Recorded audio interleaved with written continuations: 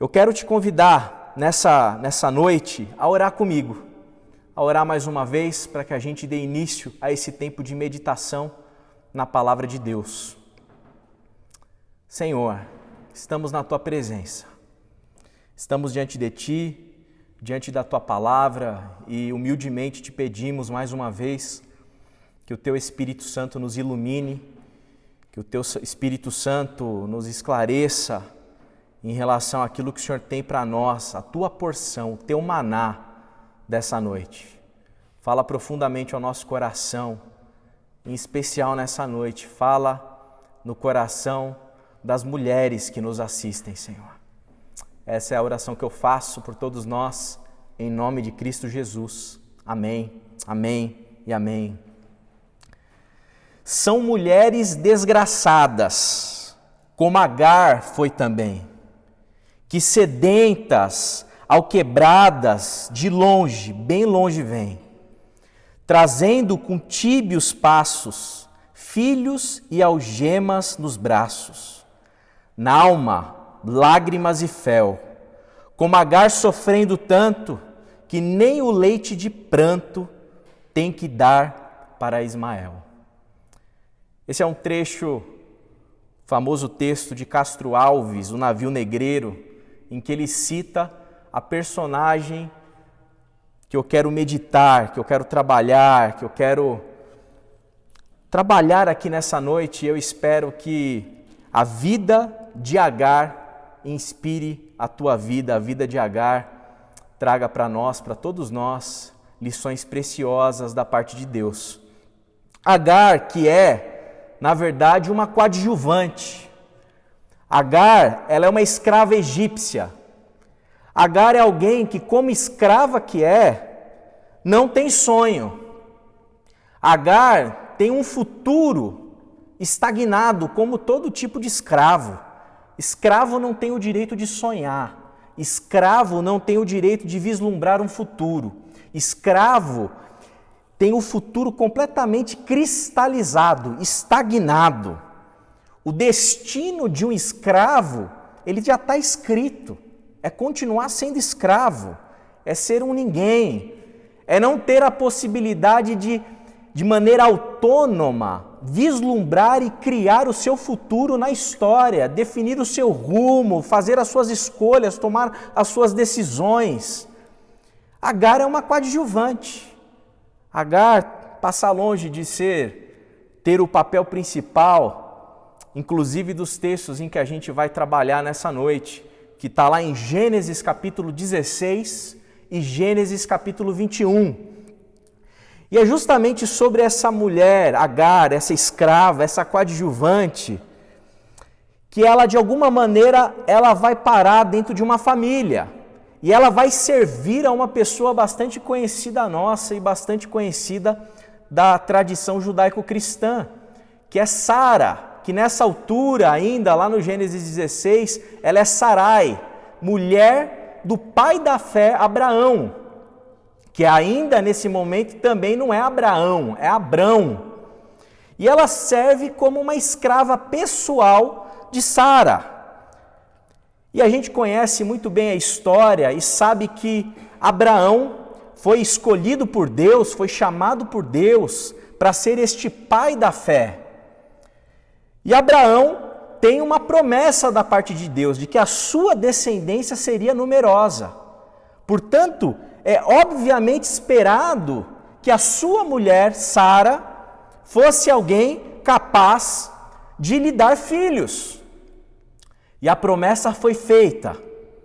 Porém, conforme o passar dos anos, e é o que tudo indica, aproximadamente mais de 10 anos após a promessa, Sara não teve muita paciência para esperar e foi, obviamente, diante de 10 anos, tomada por um anseio que a levou a ter que lidar com a sua escrava, Agar. E como escrava que era, ela acabou se tornando ali um instrumento para que Sara pudesse ter a sua prole, ter os seus filhos.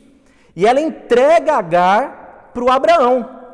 E ela tem essa ideia. Abraão, já que eu não tenho filho, eu não estou conseguindo te dar filho, já se passaram tantos anos, vamos fazer o seguinte, o que era ainda inclusive um costume da época.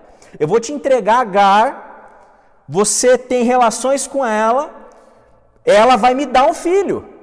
E assim a gente vai perpetuar a nossa dinastia, assim a gente vai ter isso que é tão importante nesse período da antiguidade, que é ter filho. Uma mulher que é estéril, incapaz de ter filho, isso é considerado uma maldição. Isso é uma coisa complicadíssima. E na cabeça de Sara a solução era óbvia: eu pego a minha escrava, eu vou utilizar Agar. E como escrava, como eu disse, ela é um objeto, ela acaba sendo meio que objetificada, obviamente, e levada a ser uma espécie, entre aspas, de barriga de aluguel de Sara, para que ela tenha o filho tão esperado. Abraão aceita a ideia e Agar engravida. Agar fica grávida. Como escrava que era, e diante da gravidez que teve, e do homem de quem ficou grávida, Agar, dentro dessa não perspectiva de nenhum tipo de futuro, aquela gravidez de alguma maneira mexeu com as emoções dessa mulher. E de uma maneira, eu diria, humana, ela acabou no seu dia a dia de convívio com a Sara, que era alguém estéril, aquilo acabou de alguma maneira inflamando e levando em algum aspecto a desprezar a Sara, em virtude do fato dela carregar no ventre o filho de Abraão. Obviamente, diante dessa situação, e a narrativa bíblica vai desenrolando toda uma história que vai se tornando cada vez mais dramática, Sara não consegue administrar o fato de uma escrava, o fato de alguém que não é ninguém, o fato de alguém que não tem direito de sonhar, o fato de alguém que está ali única e exclusivamente para lhe servir. Sara não consegue admitir, não consegue conciliar, não consegue lidar com o fato de que uma escrava está carregando um filho que é do seu esposo, o fato dela não ter capacidade naquele momento de engravidar, e Sara se volta para Abraão, e mesmo ela tendo tido a ideia, ela joga na cara do Abraão: tá vendo? A culpa é tua. Olha só o que você fez por ter aceitado o que eu te propus. E ela despeja tudo aquilo no seu marido, no seu homem, em Abraão. Abraão, de alguma maneira bem parecida com Pilatos, talvez, ele lava as suas mãos. Sara, a escrava é tua, faz o que você quiser. Faz o que você quiser, está nas tuas mãos. Sara é possuída por um ódio, é possuída por um ciúmes, é possuída por um sentimento maléfico, ruim, orgulhoso, vaidoso, e ela passa a maltratar a escrava, grávida do seu filho. E tudo indica que esse maltrato não foi só dentro de um campo e de um universo verbal. À luz daquilo que alguns estudiosos entendem dentro desse período, esse maus tratos muito provavelmente chegou à agressão, inclusive, de ordem física. E a gente tem esse ódio despertado de Sara.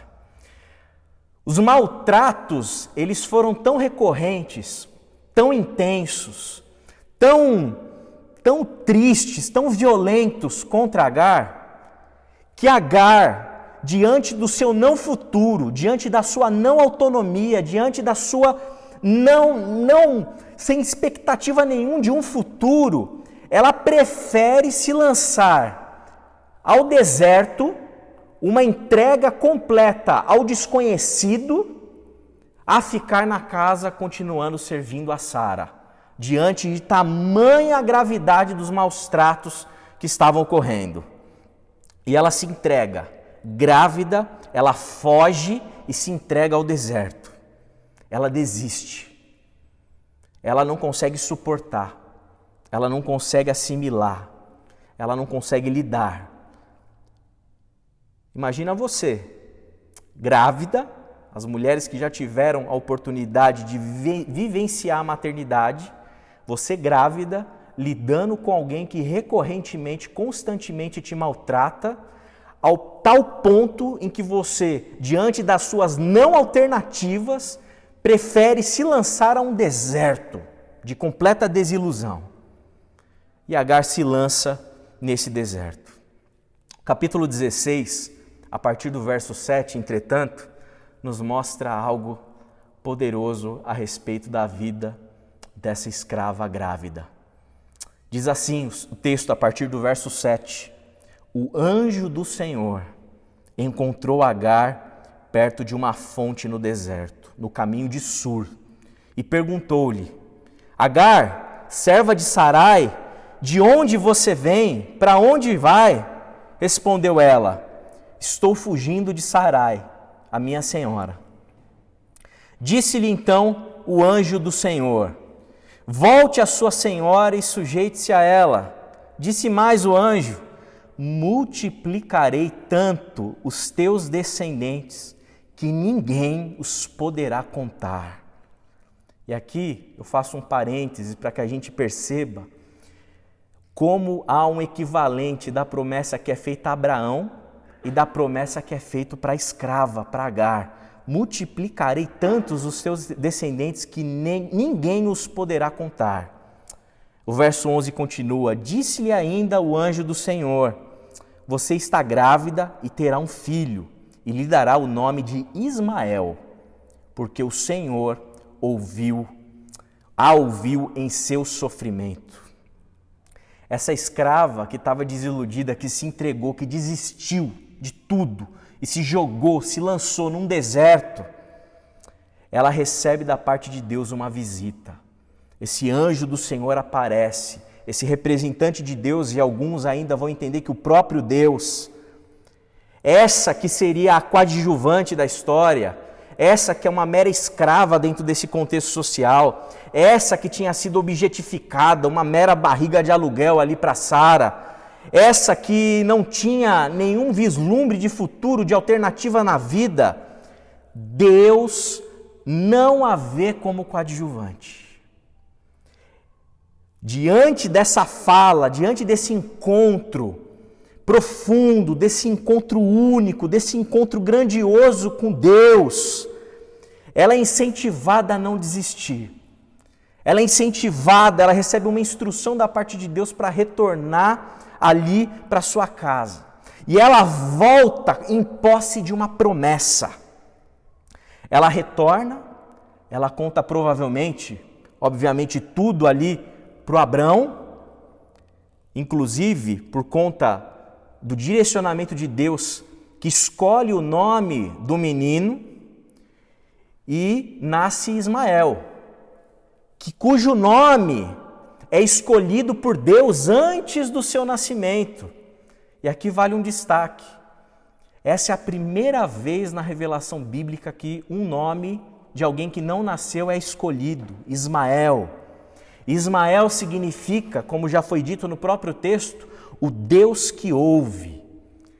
E é interessante perceber o seguinte: as orações, as súplicas, as tristezas, as angústias dessa escrava, grávida, preferindo o deserto aos maus tratos que recebia na casa da sua senhora, elas são ouvidas por Deus, mesmo não sendo proferidas. Ela não verbaliza a oração, ela não fala. É como se ela tivesse com um nó na garganta. É como se aquilo não pudesse ser exposto verbalmente. Mas Deus escuta o clamor de Agar. Deus escuta e percebe, se compadece e olha para o sofrimento dessa mulher. Talvez, quando a gente olha para a nossa vida, talvez vocês, mulheres, que de uma maneira mais adequada conseguem se identificar com essa escrava, conseguem se identificar com Agar, conseguem se identificar com esse tipo de sofrimento que ela está padecendo, com esse tipo de pressão da vida, das pessoas que nos empurram, que nos impelem para que a gente desista. Pode parecer, muitas vezes, que a gente é uma mera coadjuvante na história. Pode parecer que você não tem chance nenhuma de sonhar. Pode parecer que você não tem chance nenhuma de vislumbrar um futuro. Mas Deus não te vê como coadjuvante. Deus, Ele ouve as suas orações. Deus é aquele que sente e percebe as nossas dores. Deus é aquele que sabe e conhece os nossos temores.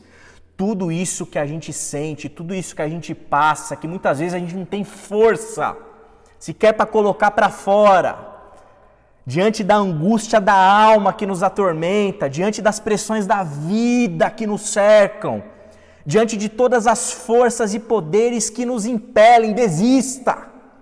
Desista, você não é ninguém. Você não vai dar certo. Seus sonhos vão ser frustrados. Você não pode ter plano, você não pode ter expectativa, você não é nada. Diante disso tudo, esse sofrimento todo chega em Deus e a gente percebe que, embora a gente está quase desistindo ou praticamente já desistiu, Ele tem planos para nós, Ele tem sonhos para nós, Ele tem projetos para nós. Diante de todo esse mal que nos impele a desistir, não se esqueça, existe um Deus atento às orações que a gente não faz. Existe um Deus atento às dores que a gente não expressa. Existe um Deus atento aos nós que estão dentro da nossa garganta. Existe um Deus atento a tudo isso, dizendo para a gente diariamente, diante de toda essa pressão, não desista, não desista. Gênesis 16, 13 ainda revela para nós a profundidade do Deus, a dimensão do Deus que se revela para Agar. Diz assim o texto: este foi o nome que ela deu ao Senhor que lhe havia falado. Agar deu esse nome a Deus: tu és o Deus que me vê. Ela fica espantada como ela não foi consumida diante da presença do Senhor. E ela chama Deus, lá no texto hebraico, de El Roi. El Roi, que é o Deus que vê. Deus te vê. Deus me vê. Deus está com a gente. Deus cuida de nós. Deus vê o nosso sofrimento. Deus vê a nossa dor. Mas a história não acaba aqui. Capítulo 21 de Gênesis continua a saga dessa coadjuvante, a saga dessa escrava. E Agar retorna, portanto, diante dessa instrução da parte de Deus para sua serva, passa a suportar ali os maus tratos, a criança nasce, Ismael nasce, e passam-se aproximadamente 13, 14 anos. E é esse justamente o tempo necessário para que o filho da promessa de Abraão e de Sara nasça, Isaque, que significa riso. Ele nasce. E Abraão, obviamente, diante da alegria de ter a sua esposa já idosa, sendo mãe de Isaque, ele faz uma festa em período do desmame do neném, provavelmente por volta dos 2 anos de idade da criança. Nessa festa, Ismael já é um adolescente. Ismael tem os seus 13, 14 anos de idade. Ismael, nessa festa, ele interage, obviamente, ali com o seu irmão, Isaque. E como coisa de adolescente, provavelmente ali o texto não diz claramente, mas ele brinca com Isaque, ele ri de Isaque, talvez ele chegue a zombar de Isaque. E muito, ao que tudo indica, algo extremamente banal, algo não tão significativo assim. Mas para uma mãe como Sara, que já carregava todo aquele sentimento inadequado, todo aquele sentimento ruim em relação à escrava, O ódio, o orgulho, os ciúmes de Sara em relação a Ismael é despertado novamente. E ela, no seu ímpeto, se volta novamente para o Abraão e diz categoricamente para o Abraão: eu quero a expulsão deste lar, dessa escrava e do seu filho. O meu filho Isaque não vai viver na sombra de Ismael. O meu filho Isaque não vai dividir a herança com Ismael. O meu filho Isaque, ele não vai ser, de alguma maneira, ter como contraponto ali Ismael. Eu quero eles fora da minha casa, Abraão. É óbvio que ela sabe o que significa, novamente, para uma escrava com um adolescente ir sem destino para um deserto. Mas diante da morte que aguarda a escrava novamente, o filho adolescente, no deserto, Sara está dizendo: e daí? E daí? E daí que ela vai morrer? Ela vai para o deserto? E daí? Ela vai ser expulsa? E daí? Ela vai ficar angustiada? E daí? Ela vai enfrentar o terror da escassez, da não oportunidade, da não alternativa, do não futuro, da indignidade que aguarda? Sara diz: e daí? O ódio, o orgulho despertado novamente leva ela a dar essa instrução de maneira categórica a Abraão. E Abraão, dessa vez, ele fica perturbado. Imagina só, Abraão, passados aproximadamente 13, 14 anos, convivendo com Ismael, com certeza já tinha criado afeto, tinha amor pelo seu filho, tinha uma relação com o menino. Ele se desagrada, ele se perturba. E o texto do capítulo 21, verso 11, principalmente dentro do hebraico, do texto hebraico, sinaliza que Abraão pensou, disse, isso parecia ser excessivamente mal para ele. Porque era uma injustiça da parte de Sara. Como ele poderia mandar o próprio filho embora de casa? Como ele poderia submeter o próprio filho a um não destino? Como? E a gente sabe no relato do capítulo 21 que Deus se mostra para Abraão e sinaliza para Abraão que Deus cuidaria de Ismael. Mas esse fato de Deus ter falado com Abraão não deixa que o texto mostre, sinalize para nós o elemento que nos choca. Abraão, que aqui já tinha posses, Abraão, que aqui já era rico, Abraão, que aqui tinha riquezas, ele pega Agar, ele pega Ismael e não manda uma comitiva para protegê-los, não manda alimento com suficiência, não manda água em abundância. Ele prepara um pouco de pão, um pouco de água, entrega para Agar, que pega esse alimento, pega essa água, pega o seu filho, coloca tudo no colo e é obrigada, nesse caso, não é que ela desistiu, ela é obrigada a ir para o deserto. Trata-se aqui de uma sentença de morte.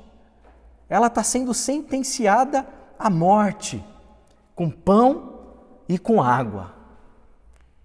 Dessa vez ela vai para o deserto novamente e ela está completamente arrasada. Ela está mal e ela vaga pelo deserto, a tal ponto de não ter condição física, condição emocional de encontrar uma outra fonte de água. E um dado momento a água acaba. A água acaba e ela se encontra no deserto com um adolescente. O menino começa a sentir no seu corpo a falta do líquido, começa a sentir no seu corpo a falta de alimento para sobreviver num deserto, começa a sentir na sua pele a dor, o sofrimento e começa de alguma maneira já a sinalizar que está caminhando para a morte. E aqui novamente eu queria te encorajar a se colocar no lugar dessa mãe Uma mãe que está no deserto com seu filho adolescente próximo de morrer, sem nenhuma alternativa. A água acabou, não tem mais água, não tem mais pão, não tem mais nada. Diante dessa angústia que eu acho que só as mães são capazes de conhecer, só as mães conseguem entender a dimensão do que isso aqui significa. Eu não consigo entender, e não conseguindo entender já é algo que me escandaliza, já me angustia, já me enche de pavor.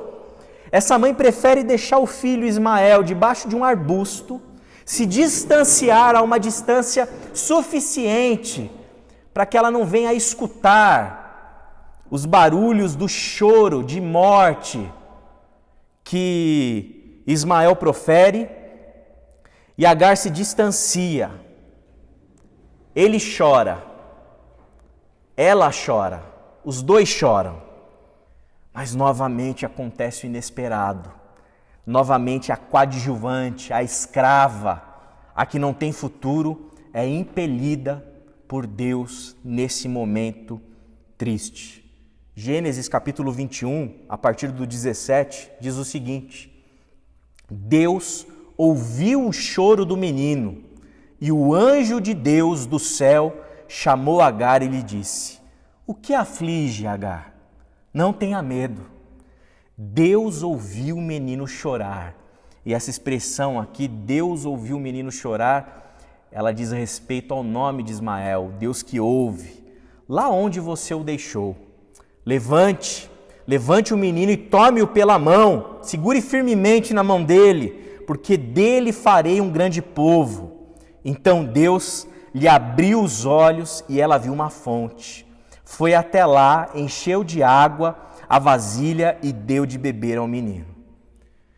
Quando a história chega no momento mais dramático, no momento mais triste, no momento mais tenso, Deus irrompe nessa história, Deus irrompe nessa narrativa, Deus aparece novamente para essa escrava, para essa coadjuvante, Ele aparece para Agar e mostra e revela para essa escrava que ele tinha sonhos, que ele tinha planos para com ela.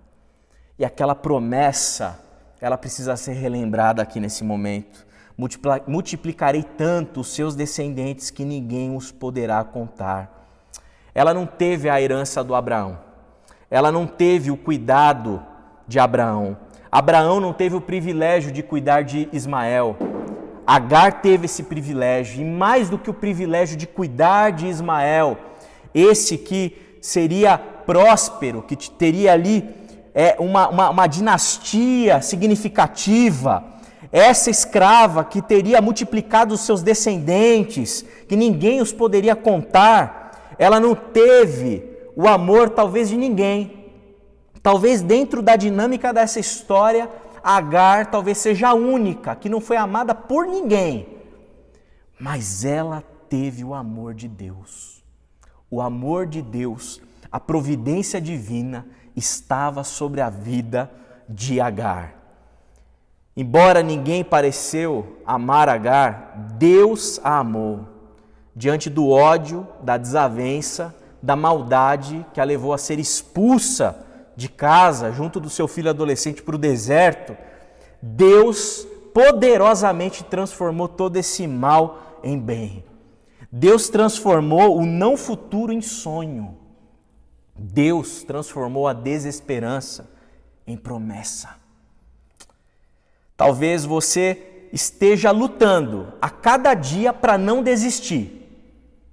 Talvez você está se esforçando diariamente para resistir a tudo aquilo que te impele a desistir da vida e de tudo.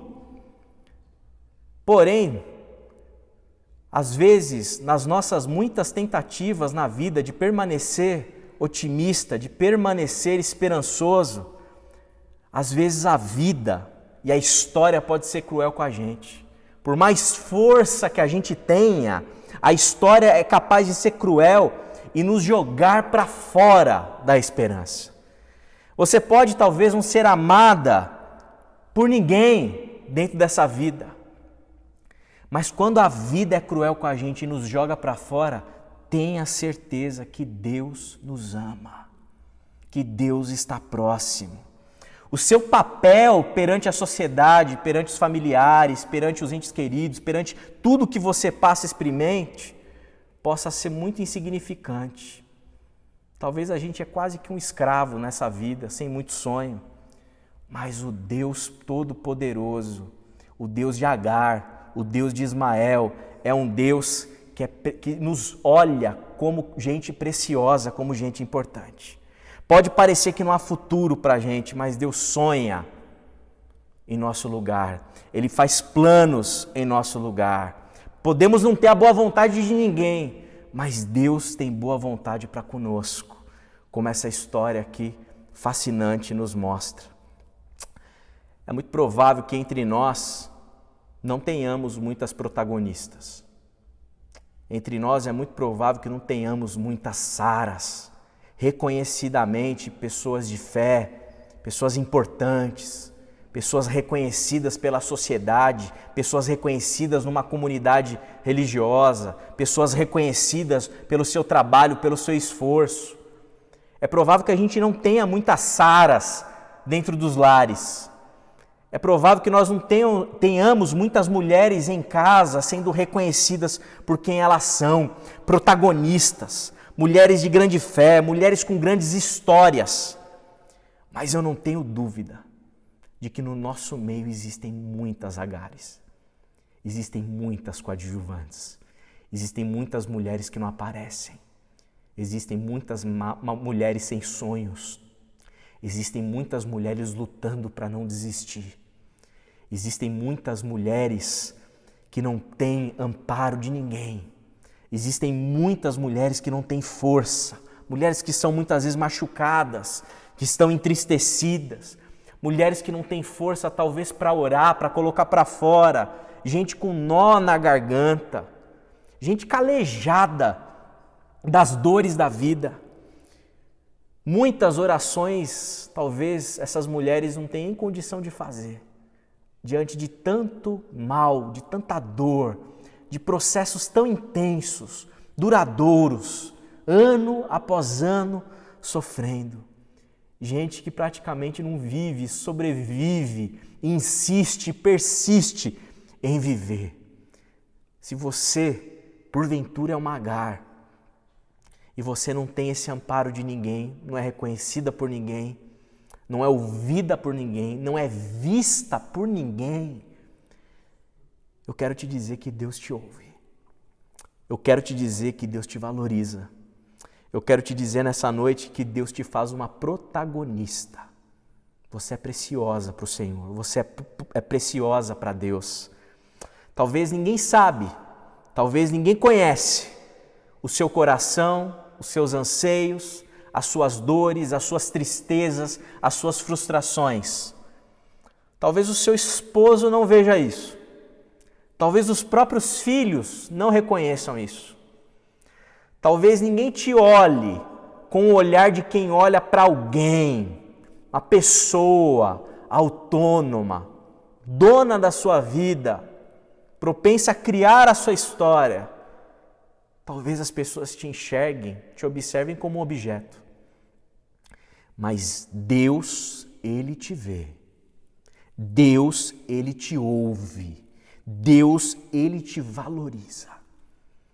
E eu não tenho dúvida de que a providência divina, a mão toda poderosa do Senhor, por mais difícil, por mais complicado que seja o seu contexto, por mais dolorosa que sejam as cargas emocionais que você tem levado sobre os seus ombros, por maiores que sejam as decepções que a vida te proporcionou, por maiores que sejam as desilusões, e aqui eu não me refiro a coisas grandiosas, talvez você só quisesse que a casa fosse de um determinado jeito, talvez você só quisesse criar os filhos de uma outra maneira. Talvez você só quisesse ter estudado. Talvez você só quisesse seguir em frente na sua profissão. Talvez você quisesse ter um pouco mais de autonomia. Talvez você só quisesse ser escutada. Talvez você quisesse mais carinho, mais amor, mais cumplicidade. Talvez você quisesse apenas um espaço para falar, um espaço para se expressar, espaço para amar, um espaço para viver. Talvez você quisesse tudo isso e talvez você não teve. Eu anuncio nessa noite para você um Deus que não olha só para a gente importante. Um Deus que não olha só para os protagonistas das histórias. Um Deus cuja mão não está somente sobre os poderosos.